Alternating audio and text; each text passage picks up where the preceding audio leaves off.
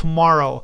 I was very sad when I watched this episode because it's like I didn't want it to end, and really they were planning on doing like a kind of like a spin-off of the West Wing where Bartlett, who is after basically the former president, they were going to show Bartlett kind of being what a former president goes through and like kind of being diplomatic and going into different countries and different areas.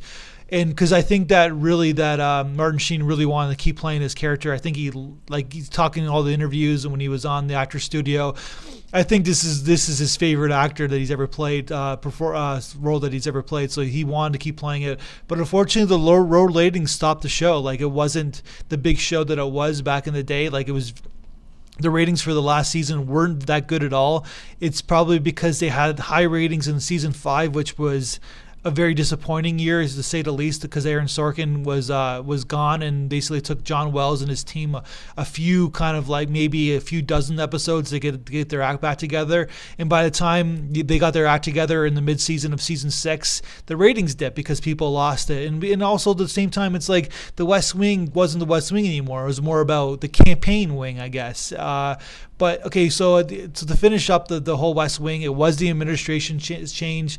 Santo was the president. It's him going through his inauguration day. But at the same time, Bartlett does give Toby the pardon that we all kind of knew that he was going to get. And you see the last moment of the show is you see Bartlett in his airplane. He's done with the administration. He's made it through his all MS and all that stuff. And he's kind of bittersweet about how he was as that president, and his wife asked him, "What are you thinking about, Jed?" And he's thinking about tomorrow.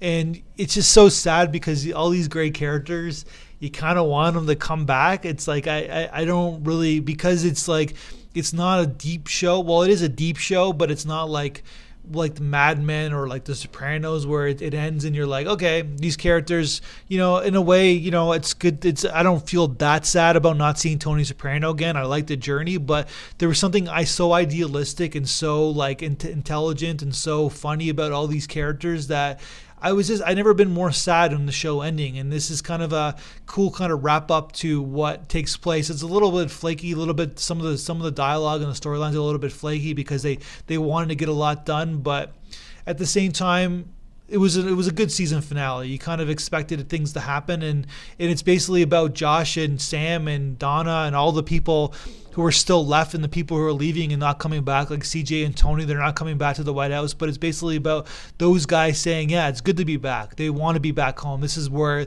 the action takes place. And you kind of wanted the West Wing to go on with Santos as president. I don't know about you guys, but I wish they kind of like did the spinoff and they would go back to this White House, but I know things must go on. 7 years is a long time for a TV show.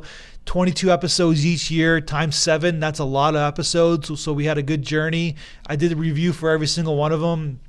I learned a lot. I had fun a lot. There was a lot of great stories in this tell, but they also told the tales of Americana and capitalism in general. So one of my favorite shows of all time. That's why I did the reviews for all of them. I hope some people enjoyed it. I hope some people, had something to say about it. But that's my review of The West Wing in general. See you later.